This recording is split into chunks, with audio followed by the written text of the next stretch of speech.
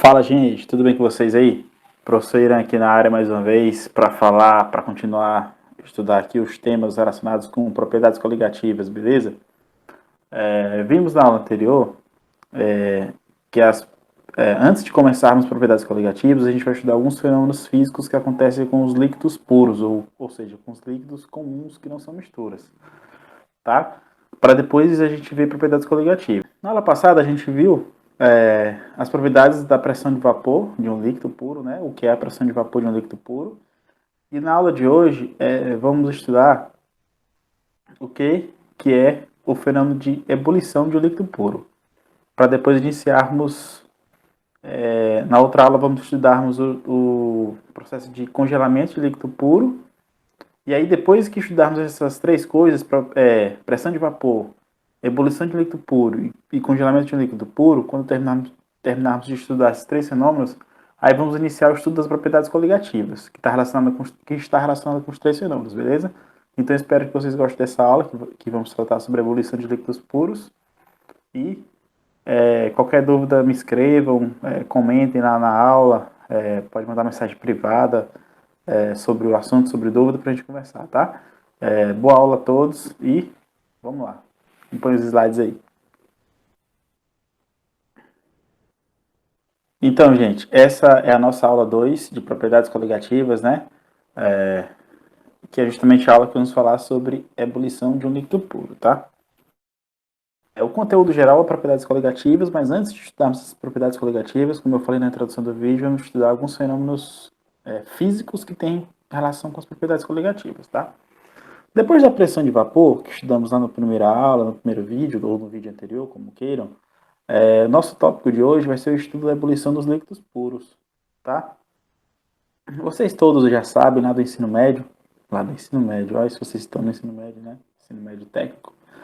Vocês todos já sabem, lá dos cursos introdutórios de Química, devem ter visto isso na Química 1, ou até na própria Química do ensino, nas ciências lá do ensino fundamental, vocês viram que a água, ou qualquer substância, ela tem fases, né? Fase sólida, líquida e gasosa. E essas passagens de fase têm nomes específicos, né? Fusão, solidificação, ebulição, vaporização, sublimação, todos são nomes de passagens de estados físicos. E hoje vamos estudar uma passagem de estado físico bastante interessante, que é a passagem do estado líquido para o gasoso, tá? Então, hoje vamos estudar o processo de vaporização do líquido, tá? Que é a passagem do estado líquido para o gasoso, tá? Então, hoje vamos estudar a vaporização dos líquidos. Nos nossos exemplos aqui, vamos trabalhar, a princípio, com a água, tá? Que é o líquido mais comum que conhecemos, e vamos estudar as propriedades da água. Mas vocês vão ver lá na frente que essas propriedades se expandem para outros líquidos, tá? Primeira coisa, a passagem do líquido para a passagem do estado líquido para o estado gasoso a gente já viu, recebe o nome de vaporização, né? Essa vaporização ela pode ocorrer de duas maneiras, ela pode ocorrer lentamente ou pode ocorrer rapidamente.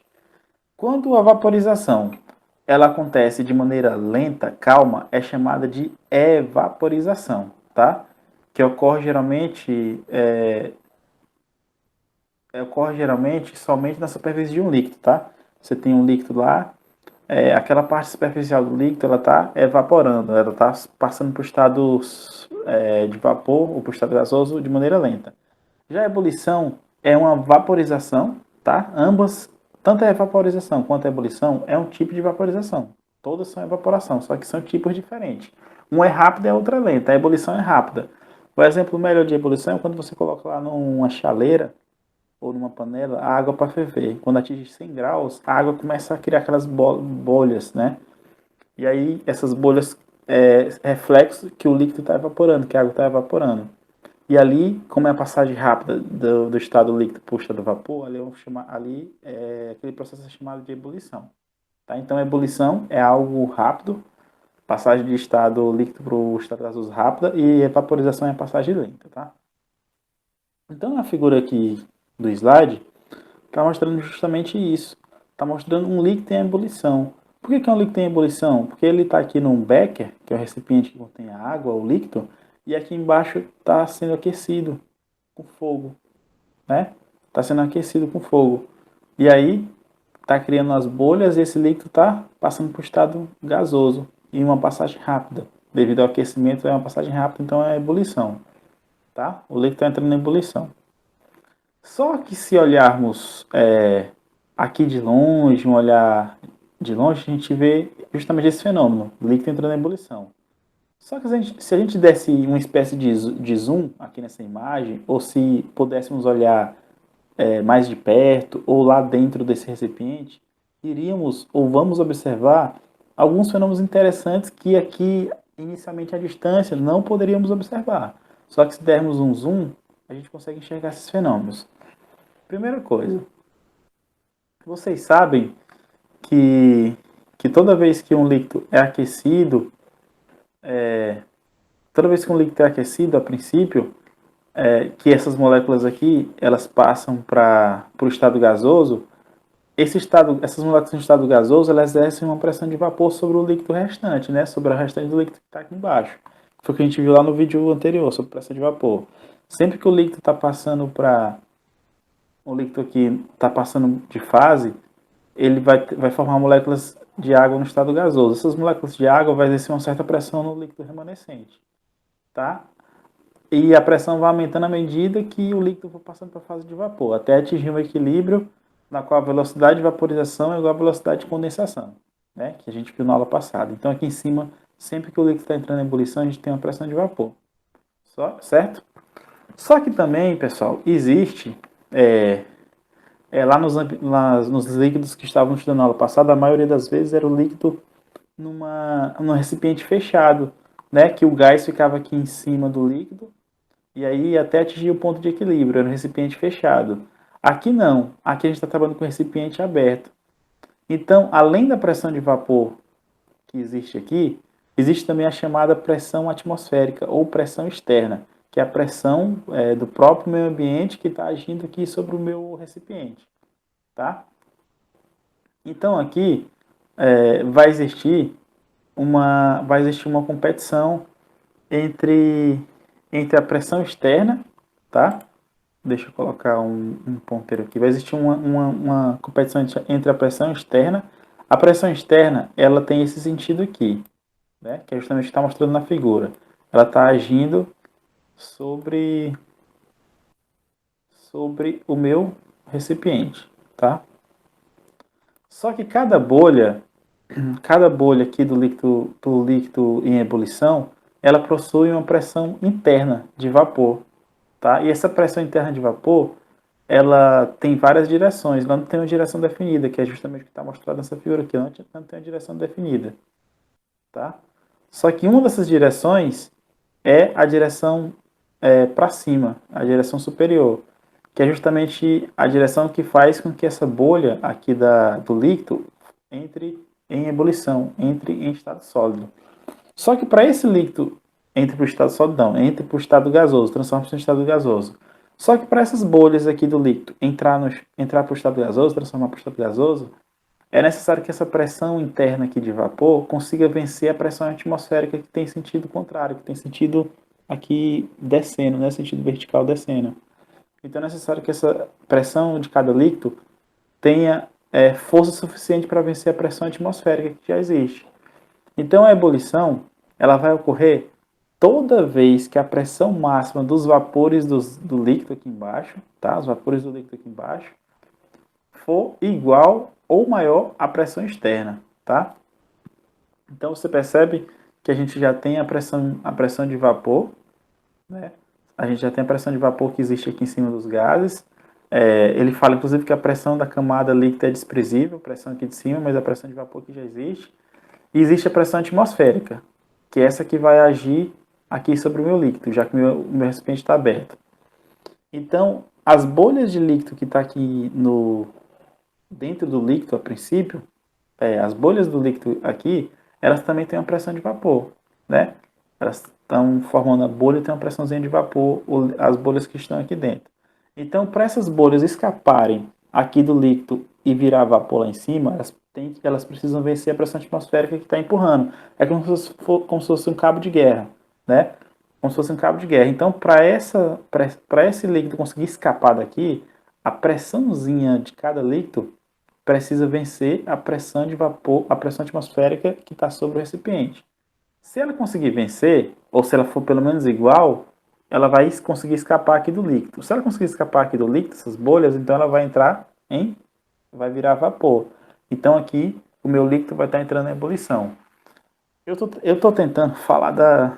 Pode ser que tenha ficado um pouquinho complicado, vou procurar inclusive outro vídeo para complementar aqui o conteúdo, porque é um pouco complicado de explicar isso daqui para vocês, tá? Porque a gente está falando de uma coisa aqui macroscópica, que eu estou vendo de longe, né? Esse Becker, e agora eu estou vendo uma coisa que é microscópica, dando zoom, como se eu estivesse lá no recipiente vendo cada grãozinho cada bolhazinha de água, para explicar os fenômenos que acontecem.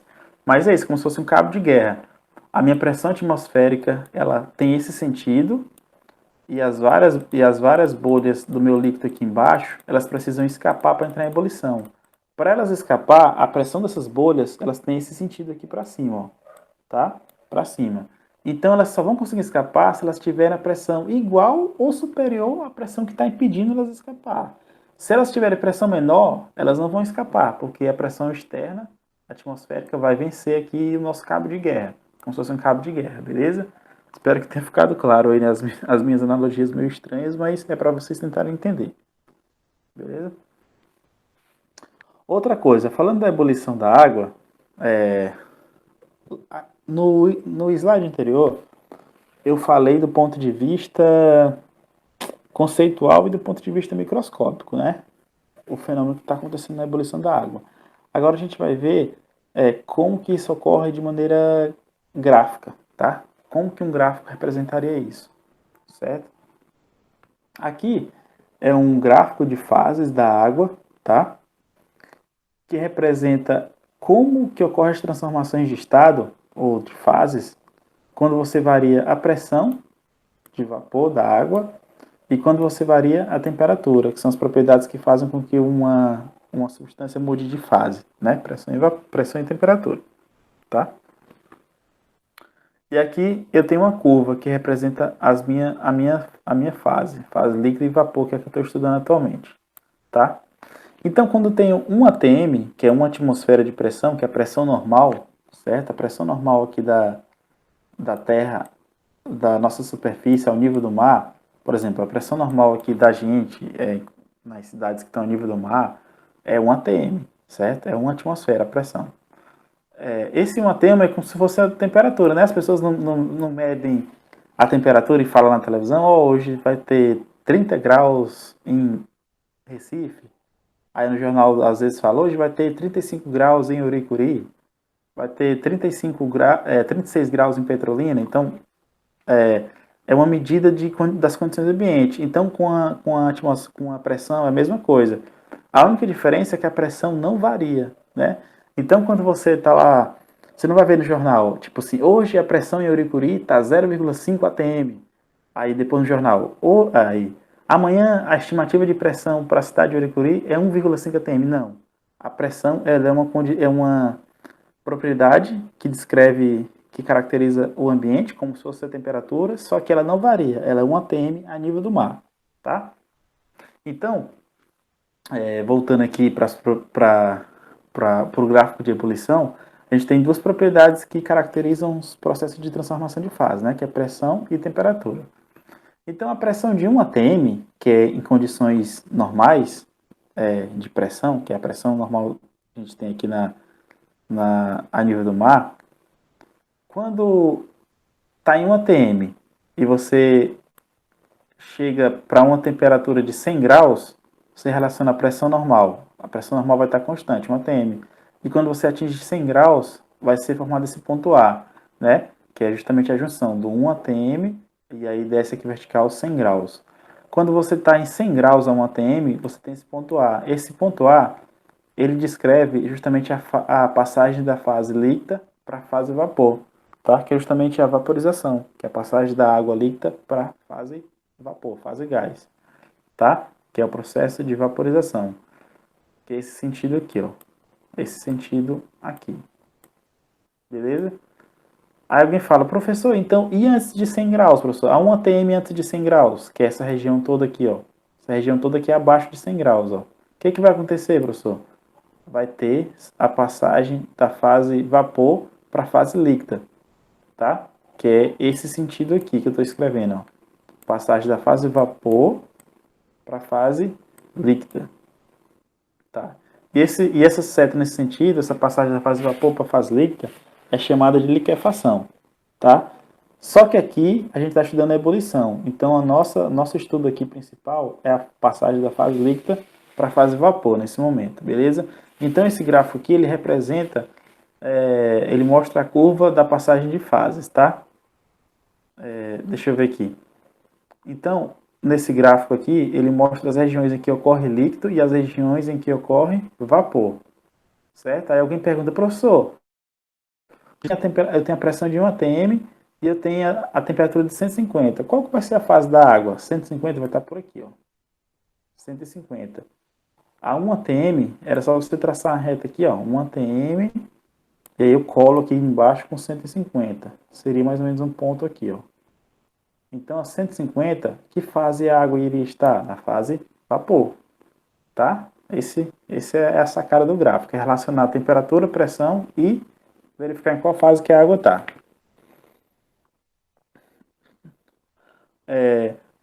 Existe também uma influência da pressão externa na temperatura da ebulição, temperatura de ebulição. Por exemplo, o Rio de Janeiro, ele está ao nível do mar. Ele está a nível do mar. A sua pressão lá a nível do mar é 1 atm, como toda cidade a nível do mar. A pressão é 1 atm. A 1 atm, a água ferve a 100 graus. Já São Paulo, ela está com altitude 750 metros acima do mar. A água ferve a 97 graus Celsius. Já no Monte Everest, que é o lugar mais alto da Terra, né? Que os alpinistas costumam escalar, tentar subir, lá a altitude é 8.848 metros aproximado, né? Ou seja, mais de 8 quilômetros de altura acima do nível do mar. A água ferve lá a 70 graus Celsius. Então compara a temperatura que a água ferve lá no Monte Everest com o Rio de Janeiro, que está a nível do mar, ou com Recife, todas as cidades que estão a nível do mar. Então você tem uma diferença de quase 30 graus, de 30 graus basicamente, né? Por que que isso acontece, professor? Alguém poderia perguntar, né? Acontece porque a pressão atmosférica ela diminui em grandes altitudes, né? Sempre que os times de futebol vão jogar em cidades como La Paz, que tem uma altitude de 3.000 metros, eles sentem dificuldade para respirar, porque o ar lá fica rarefeito. Por quê? Porque a pressão lá é muito pequena, diminui. Então, em grandes altitudes, você tem pouca pressão. Se você tem pouca pressão, o que acontece? Ó? Aí você tem aqui o meu recipiente com água, ó, recipiente aberto, com água. Você tem aqui a água. Ó. Aí tem as várias bolinhas de água aqui que que tinha lá na foto anterior. E aí você tem a pressão externa que tem esse sentido aqui, ó, tá? Se essa minha pressão externa aqui diminui, ela é pequena, então significa que a pressão com que que significa a pressão com que as moléculas de água que necessita para vencer a pressão externa seja menor do que a pressão a 1 atm, a pressão normal. Então, se a pressão com que ela precisa aqui para escapar do seio do líquido, a pressão externa é menor, a pressão de vapor aqui das bolhas é menor para vencer a pressão externa, significa que os líquidos vão entrar em ebulição aqui a uma temperatura mais baixa, já que a pressão de vapor, para ele vencer a pressão externa é menor, né? Então é bem lógico isso, certo? Só que alguém também pode falar, professor, e nos casos em que a pressão externa é maior do que 1 atm? Porque o senhor falou só da pressão 1 atm, falou da pressão menor do que 1 atm, quando está no Monte Everest, em cidades com grandes altitudes. E aí, me fala um caso em que a pressão é maior do que 1 atm. O caso mais clássico de pressões maiores do que 1 atm é a famosa e bela panela de pressão, tá?